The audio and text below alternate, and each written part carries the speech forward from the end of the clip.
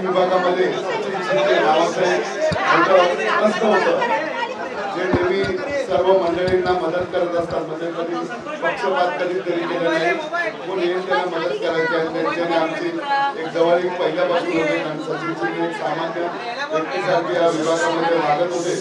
आणि आज त्यांना माननीय पक्षप्रमुख उद्धवजी ठाकरे यांची विचाराचं एक सोनं लुटायचं आहे आणि आपल्याला शिवसेनेच्या परिवारामध्ये ते सामील झालेले आहेत.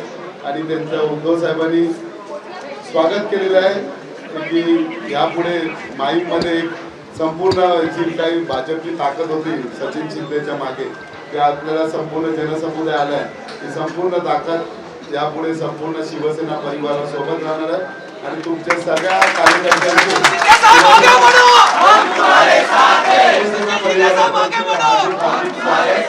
आणि माननीय पक्षप्रमुख उद्धवजी ठाकरे हे आपल्याला संबोधित सचिन शिंदे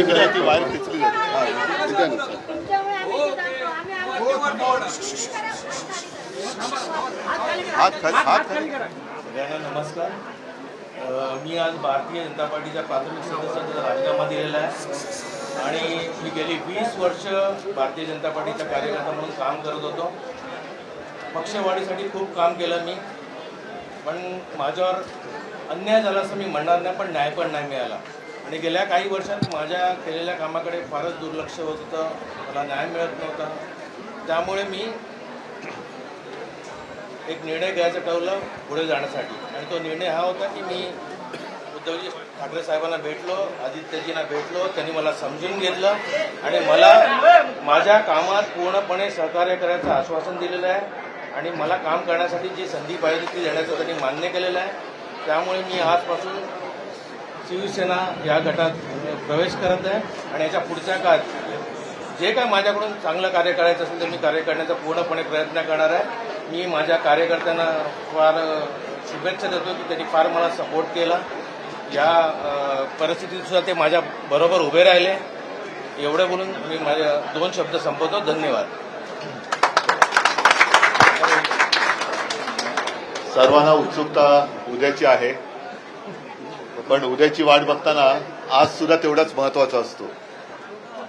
आणि आज सचिनजी तुम्ही तुमच्या सर्व जीवाभावाच्या कार्यकर्त्यांसह शिवसेनेमध्ये प्रवेश करतात. तुमचं मी स्वागत करतो. धन्यवाद सर. आणि जी एक तुम्ही व्यथा मांडलीत की तुमच्याबाबत अन्याय पण नाही झाला पण न्याय पण मिळाला नाही, मी तुम्हाला शब्द देतो की तुम्हाला पश्चाताप होणार नाही. धन्यवाद सर. जे तुम्हाला एक अपेक्षित आहे. कारण शेवटी काय असतं की न्याय म्हणजे तरी काय की केवळ व्यक्तिगत काही मिळालं तर तेवढा पुरता न्याय नाही, तर माझा उपयोग हा मी माझ्या जनतेला काय करून देऊ शकलो आणि तो देऊ शकलो ह्याचं समाधान हा एक मोठा न्याय असतो. आणि तशी संधी मी तुम्हाला नक्की देईन.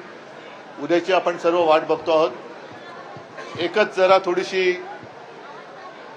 रोखरोख म्हणण्यापेक्षा काल जो बॉम्ब फुटला तो 4 दिवस आधी फुटला असता तर त्याचा स्फोट मोठा झाला असता. तरी देखील 19 तारखेला एक बॉम्ब फुटलेलाच आहे.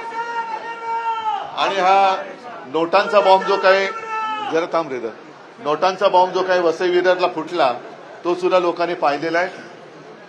कालचा बॉम्ब फुटलाय त्यांनी तर संपूर्ण देश नव्हे तर जग हादरलं की एवढ्या मोठ्या प्रमाणावरती हा घोटाळा कसा काय होऊ शकतो. आता या घोटाळ्याबाजांचं काय करणार हा प्रश्न केंद्र सरकारला विचारला पाहिजे. असो, त्याच्यावरती मी नंतर बोलायचं तेव्हा बोलेन. पण तूर्त मी सचिनजी तुम्हाला आणि तुमच्या सर्व सहकाऱ्यांना एक वचन देतो की परत एकदा सांगतो की तुम्हाला पश्चाताप होणार नाही. तुम्ही आता शिवबंधन बांधलेलं आहात. तुमच्या मनात जे काही करण्याचं आहे ते करायला पूर्ण संधी दिल्याशिवाय मी राहणार नाही. एवढीच एक मी तुम्हाला वचन देतो.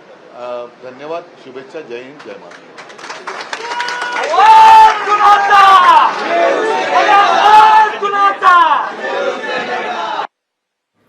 तर आपण बघतोय माहीम विधानसभा मतदारसंघात भाजपला मोठं खिंडार पडलेलं आहे. सचिन शिंदे यांचा ठाकरे गटामध्ये